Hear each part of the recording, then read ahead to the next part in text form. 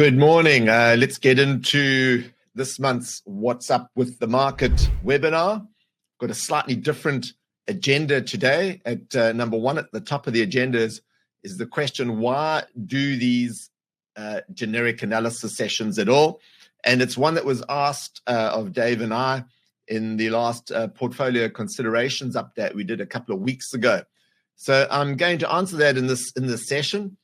I have made the point in over the last 6 months or so, as was really discussed with customers or raised with existing customers, is to what degree is this used, the analysis that I do here used in my trading, and that is why we added the slide, which I'll put up in a few moments after I've answered this question. Number one, that none of this is used in the way I trade or the way that we trade the public portfolio. So why do I do these generic analysis sessions?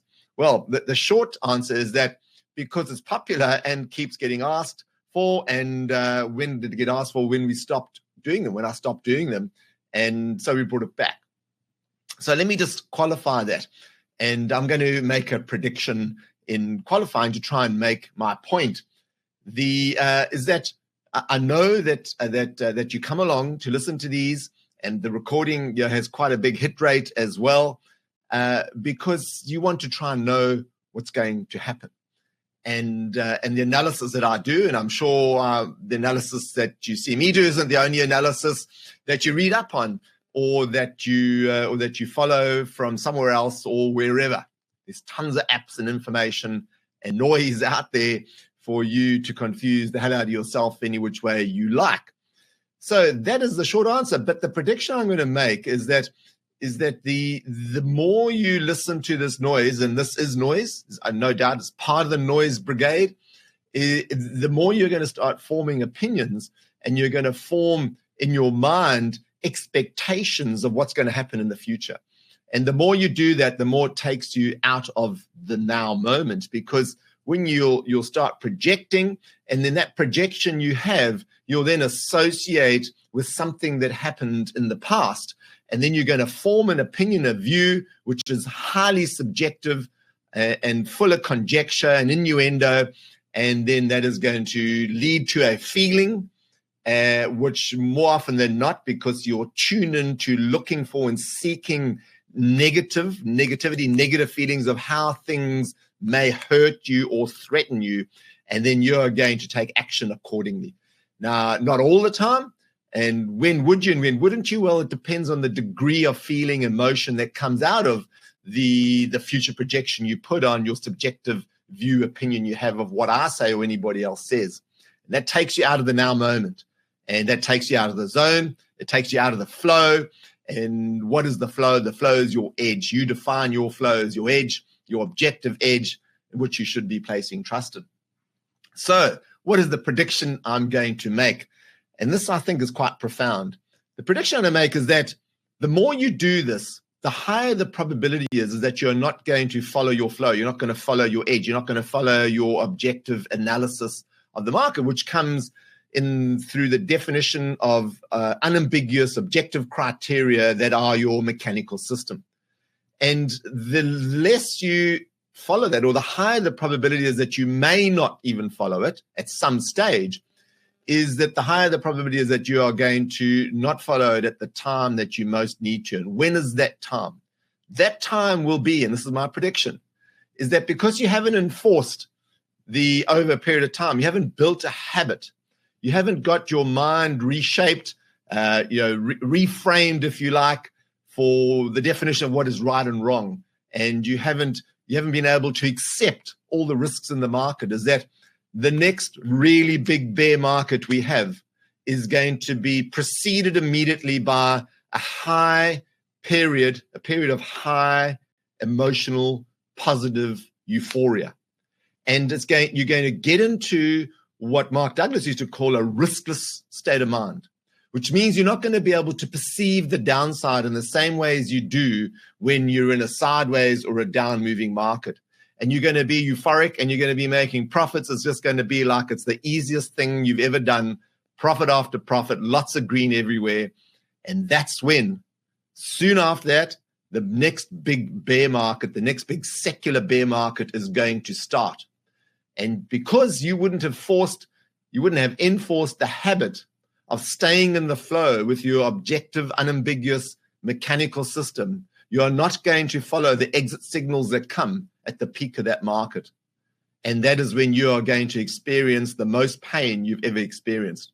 Now, if you want to associate with the past and learn from emotional pain you've experienced in the past, then just think back for those of you that were trading in 2008 and how long you hung on, believing that it was going to turn around after having 4 or 5 brilliant years from March 2003 to around about September 2007 and into March 2008 is when it really, really happened. But you'd had these euphoric years ahead of you, and you got into what's called a riskless state of mind, and you did not get out. That's what's going to happen. So what do you have to do now to ensure that doesn't happen when it does happen? And we don't know when it's going to happen, 1 to 5, 6 years away, I don't know, maybe less than a year, is that you have to build the habit of staying in the flow. And the way you stay in the flow is you execute a mechanical system flawlessly. And all of this is the subject of our 4-week training intensive, but most importantly, the Learn to Trade Properly study group, which is where we build these habits, where we reframe and reshape the way that we think about the markets. So why do I do these analysis sessions? Well, I know it gives some of you some kind of warm, fuzzy feeling that things are not too bad or not too good. But if you want to listen to the sessions, surely do that. I have no problem with it. I don't follow these, and I'll now get into what I don't do with this analysis that I do here. So please heed that warning and that prediction that I've just made. We're not going to have 100% of our customer base who come to us because of the things that we do and they believe in what we do. We're not going to have 100% of our customer base exit 100% flawlessly when that next secular bear market starts from the peak of euphoria. But we'd like to get as many as we possibly can to do that, because as much joy as you get out of profits, you get a different kind of joy and pleasure about being out of the market while it's absolutely plummeting for a year, 18 months, 2 years, like it did in 2000, 2001, and in 2007, 8, and 9. Right, on with it. Everything I cover here today, none of this analysis are used in SPA 3 or SPA 3, investor or trader in any of the way that they are executed. I don't use any of this analysis in any of the real money public portfolios that I execute, and nor do I use it in any of my own personal portfolios. My decisions are 100% mechanical, and I've for many years now tried to attain the quote that Mark Douglas has in his book of executing flawlessly. And the only way you can execute flawlessly is to execute a set of unambiguous objective rules that you abide by. So I'm 100% mechanical trader, and the times that I have made mistakes have gone out publicly. It's typically been position sizes, or even strategically I've made a couple of mistakes which are quite out there and I've spoken about quite openly. So everything we cover here today is of a general investment advice nature. There's no personal investment advice that should be construed in everything that I cover here today. Right, let's get into the Dow Jones. So markets are heading sideways at the moment, certainly in the US, and we'll have a look at the ASX in a moment. And here you can see the sideways movement. But the most important thing that stands out to me here, sorry, this is the SPX. I'm going to go up to the Dow Jones. Just looked a bit different. Is sideways movement. You can see the retracement here of this short-term up leg that we had, which is what is that? That's the blue Fibonacci lines over here.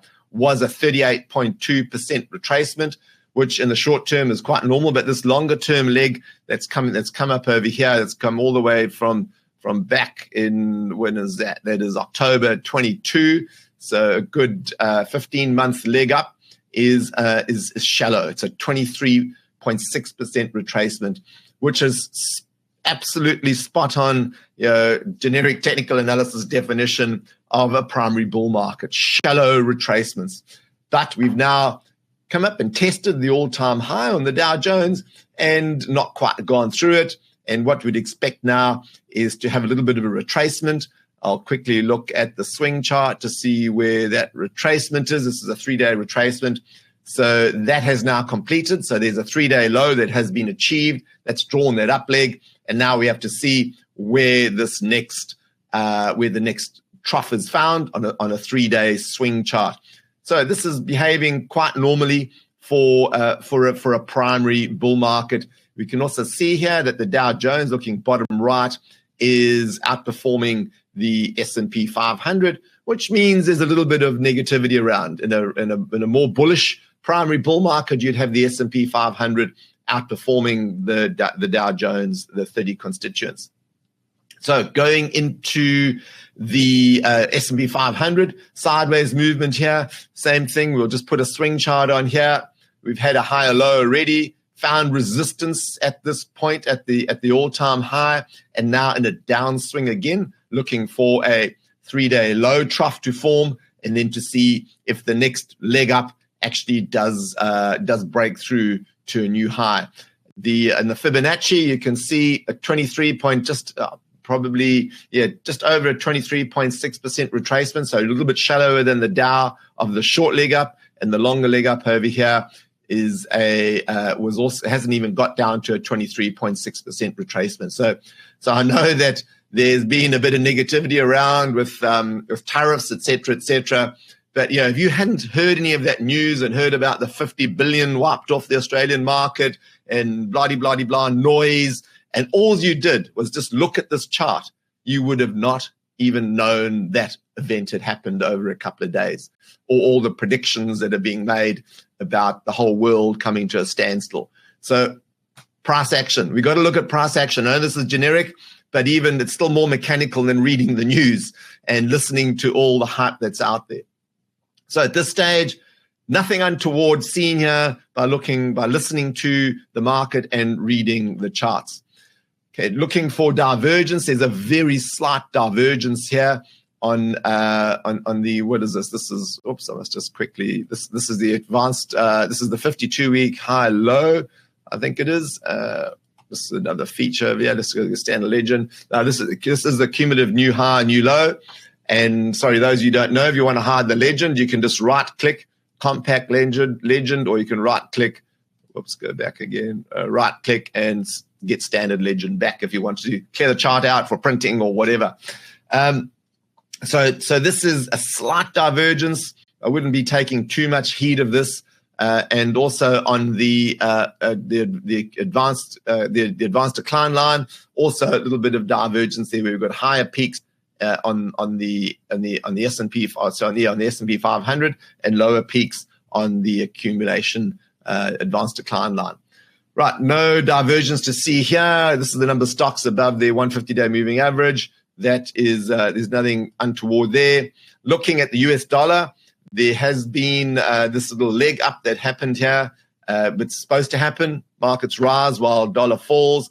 And then there was US dollar had a lot of strength come into it when the tariffs were announced on the weekend, but that has just dissipated a bit, and they're going in opposite directions. But keep an eye on the US dollar. If it really does take off, that's going to have a negative effect on equity markets. This is the what is this? This is the Russell growth versus the Russell value, and you can see here this is risk on. Growth outperforming value. That's why I got the green line there, and we're looking for weakness. There has been a bit of weakness there, but there's been more weakness in the value. So that's risk on. We're looking here at discretionary, consumer discretionary versus consumer staple. You can see this is rising strongly here, outperformance by the discretionary, and that's typically a risk on environment as well. So that maintains. So these are our sentiment indicators that we're looking at here. So positive sentiment for equities. This is looking at the put-call ratio over long term. That blue line is a 252-day moving average of the put-call ratio on equities.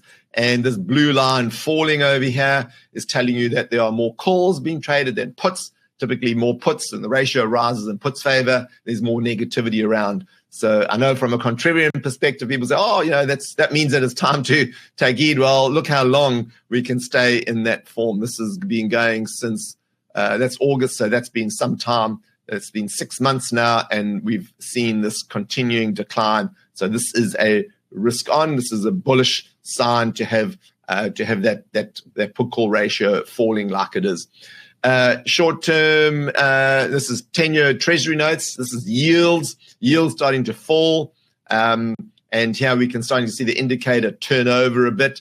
But going back to when is this? August of 2024, when we've had this this real strong run up in the US markets and in the public portfolio, interest rates have actually risen in that time. So we've had the market, there it is, rising at a time when this overall yield has risen. So it doesn't always mean the market's going to fall in a heap when yields rise. And here we've had bonds, and basically since what is that end of quite a short term, bonds falling, market rising, and that's typically we have them going, should have them going in the same direction. But because obviously yields have been rising, bonds have been falling. So they're going against the pressure, against the so-called pressure that should come from bonds and yields. The markets continued to rise. So which one's going to give? We don't know. We have to wait and see. So the VIX index, so volatility is still relatively very low. Let's go to the NASDAQ composite. Composite is here. This is telling us that there's been outperformance over this period of time from around about early September, late August. This blue line rising over here, and then this getting the SIROC, the smooth index rate of change on the ratio between the S&P 500 and the NASDAQ. That rising, that's risk on. We did have we've now got weakness in the NASDAQ composite. It's going sideways. This is its all-time high up over here, but weakness here. What this is telling us is the NASDAQ is underperforming the S&P 500, which is a weak sign. That this is not. I think now I'm going to make another statement, which is really the theme of this session, is that there's no euphoria in these markets. And we do know there's a very high probability that when we move into the next secular bear market, it's going to be preceded by high euphoria where everybody is in the market. And that's certainly not happening at the moment. So what we have is a gently rising trend, shallow. Here's the NASDAQ composite. There's the 23.6% Fibonacci retracement of this leg up, which started. I've got it starting here also in October of 2023. So that's some 15 months. It's a long leg up, shallow retracements all the way up. So this is a gently rising market with shallow retrace, which is 100% the definition of a primary bull market within a secular bull market. So this is a market that you must have your money in. You just have to if you're an equities investor. This is a market to have money in, and we're going to have these little dips along the way. And because when we get into a secular bear market, when it comes, it's we're only really probably going to have in a period of maybe 10 to 18 years, maybe 2 or 3 leg ups, and the rest of the time is going to be down and sideways. So while we're in a secular bull market, it's up. This is the market you want to be in, because the secular bear market is horrid. You make money in it by being out most of the time and by not being in, whereas a secular bull market is the market that you want to be in most of the time. And our portfolios are showing that we're running at about 88% of exposure to these markets, and that's what you want to have.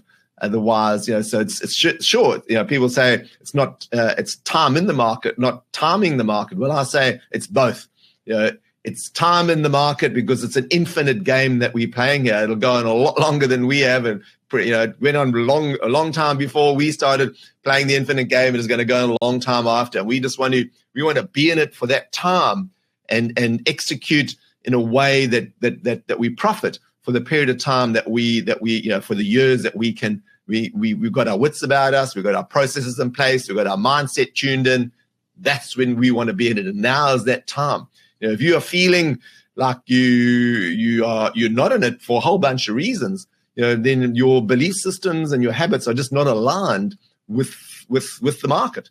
And you have to do something about that. If you're feeling negative about it for whatever reason, it's because you're succumbing, to noise and conjecture and opinion, which will always be slanted towards the negative, always.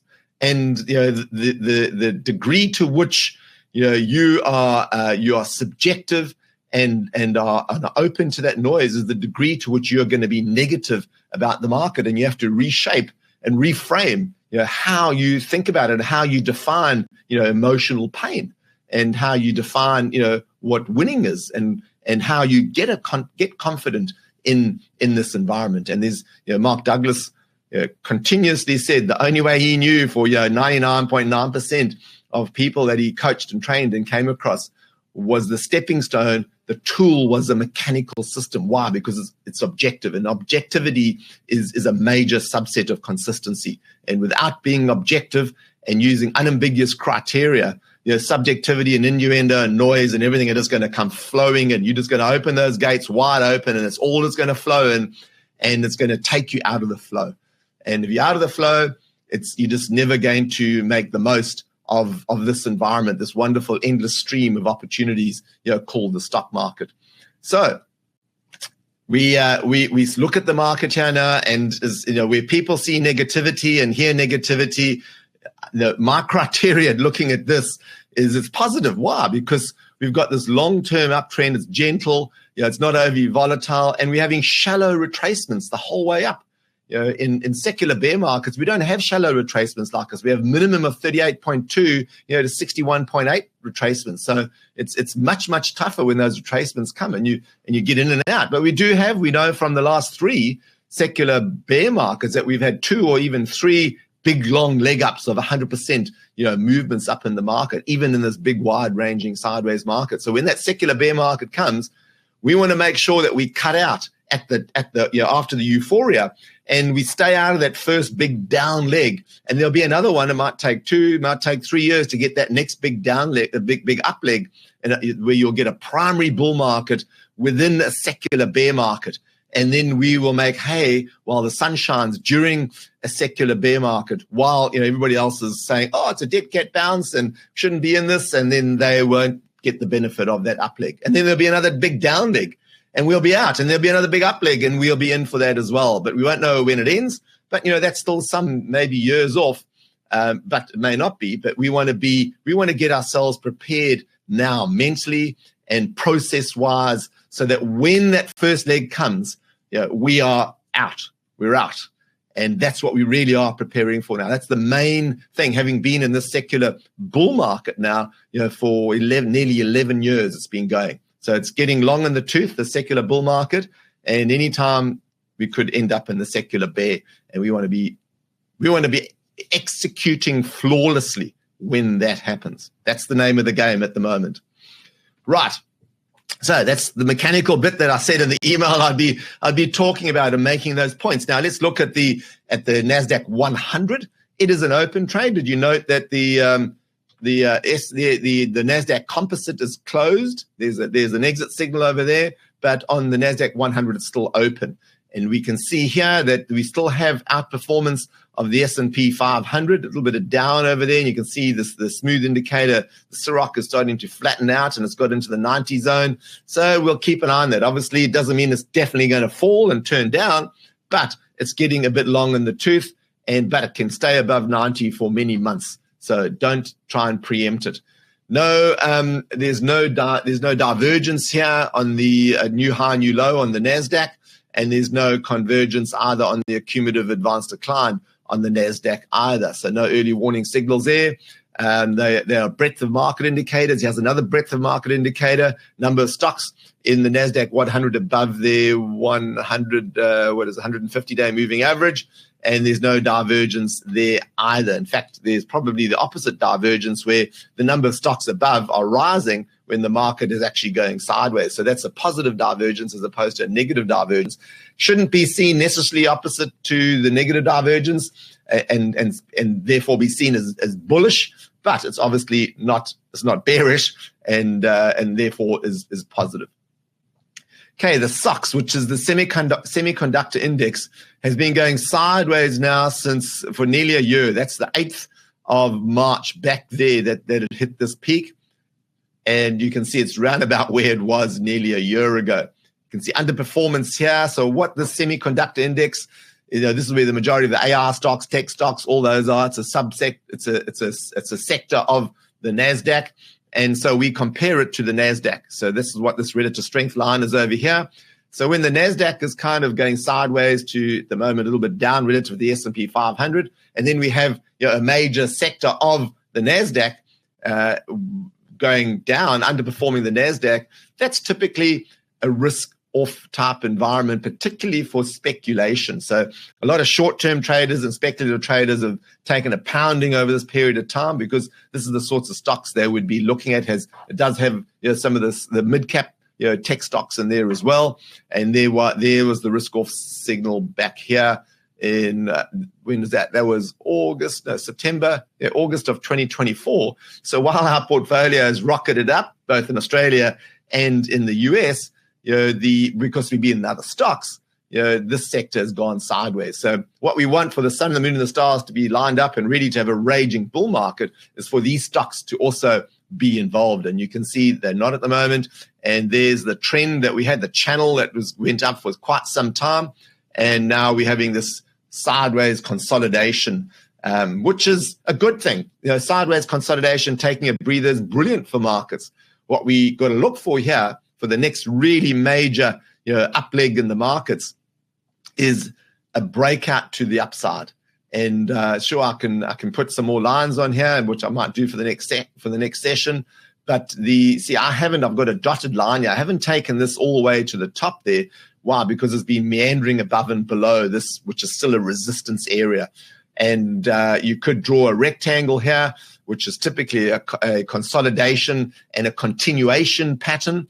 And you were looking for a length here of this period being probably a half to maybe two. If it ends up being as long as that, the longer this goes on, the more bearish it is. But you're looking at a period of this period here, of that to probably being a half to 2/3, 0.68 Fibonacci number, 0.6122, looking for that to be about 2/3 of that, and then look for some action either in the up or down side. So we're kind of nearing that. We're not far off it. And the direction of this is that this will move. Speculative money will come into it, and that'll set the tone for up or down from here. So keep an eye on the SOX. It's probably another theme that you can take away from this, but certainly not in euphoria. In a euphoric market, this index will be going gangbusters. It will be absolutely flying. Certainly not happening at the moment. So we've got gentle primary bear market within a primary bull market within a secular bull market at the moment.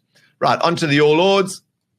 The All Ords is as big down day on the tariffs, but it's an open trade, underperforming the S&P 500, which is typically what will happen in a risk on in a more the primary bull market is you're going to see the Australian market underperforming the US market, which is what it's doing. So another risk on. The Aussie battler, the Australian dollar struggling, way down below at low 60s.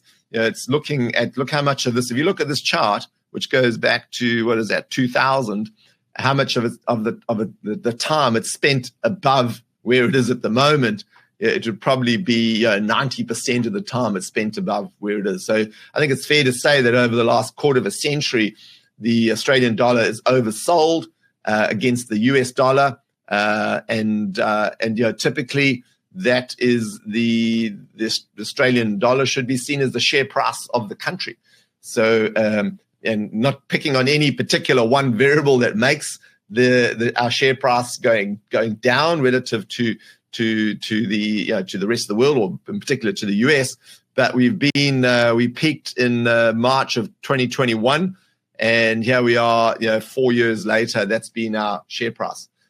So world's not seeing us in a positive light at the moment, and obviously we'd like to turn that around for a whole bunch of different reasons.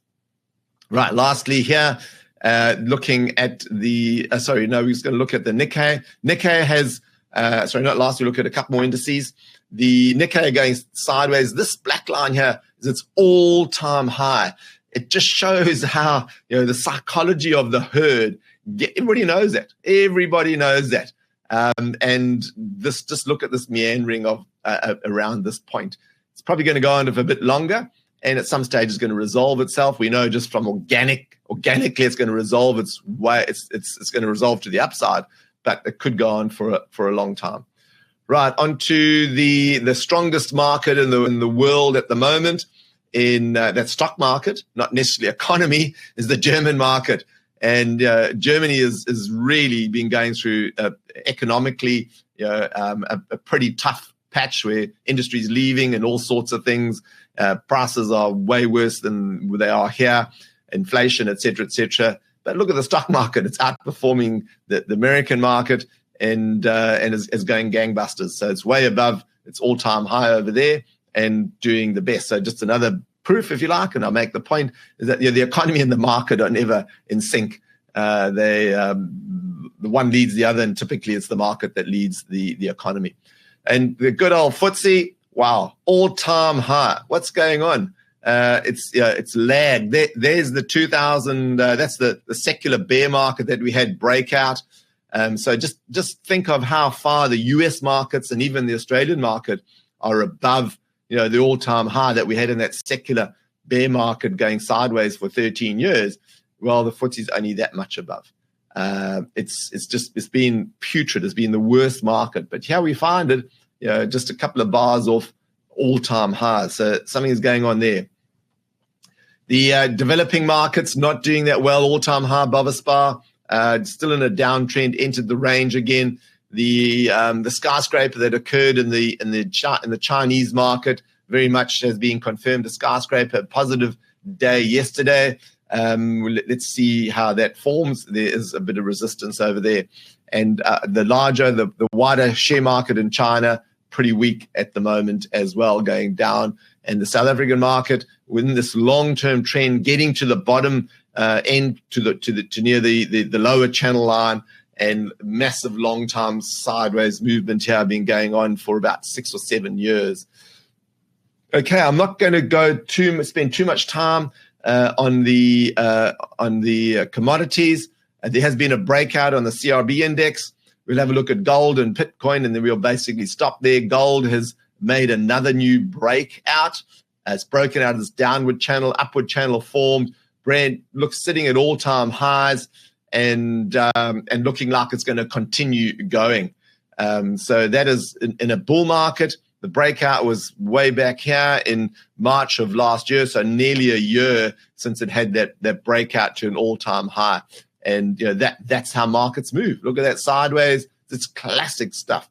And if you're a gold bug, then you should have assets in gold one way or another, either hard assets or through the GLD ETF. Silver struggling to keep up. It's a long way below all-time highs, not making up, so it's not a raging bull market in hard assets yet. This is copper. Copper struggling it's met its match up here at all-time highs and in a downtrend at the moment. Let's wait to see if it gets back into that channel. And oil, and it also in a downtrend back into the down channel. Okay, just quickly on Bitcoin. Bitcoin has been highly resilient, I would say, given what's happening in the crypto markets and the alts and all sorts of things. But let's just zoom out a bit here, not too much. Okay, there was all-time high, battled to get through, had a breakout, and now it's in another consolidation period. And the chart I'm going to use the same analysis here as I did earlier on the SOX. There's the run up, the breakout. So we came from within the range, had the breakout, consolidating, going sideways, and this is setting up for another breakout to the upside. Of course, there's no guarantees, but this consolidation rectangle over here is what you've got to keep your eye on. You can see there's strong support and strong resistance. And the stronger the support and the resistance get, the higher the probability of a breakout, typically to the upside. Why? Because the consolidation or continuation pattern you look to see what the trend was going into the pattern. Of course, at some stage there are tops, and Bitcoin will have a 61.8% retracement, and it will be deep, and it'll probably be like that. But given the consolidation it's had, these 2 long consolidation periods, the odds are for a breakout to the upside. And it looks like it's kind of breaking away from the rest of the crypto market at the moment, because there's weakness everywhere else in crypto, and including Ethereum. So if you use Ethereum really as a bit of a proxy for the rest of the market, and I know it's bigger and got more market cap than a lot of the smaller ones, and you are going to have you are going to have exceptions to the rule, is that it looks like a lot of crypto are moving into Bitcoin.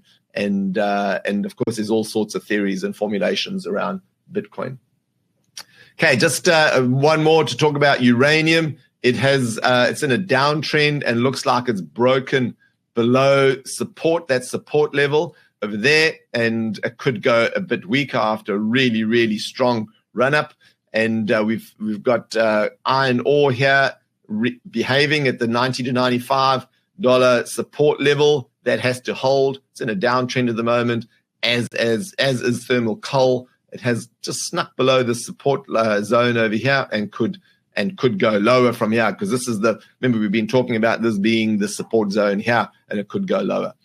Right, so just to go back to the indices and finish up on the SPX, if there are any questions, but certainly the theme is here, we're in a primary bull market within a secular bull market. It's gentle, it's not euphoric, and it's a market that you should be in mechanically. Okay, there are no questions, there's no chats. There are 2 people that have put up their hands to speak. I've never done this before, but Marco put up his hand to speak. Marco, if you are still with us, let me just do an update here. You are. Okay, I'm going to put you on. And if you do want to speak, otherwise send a chat message saying you don't want to. And also, Don, you also raised your hand as well. So I've just clicked accept.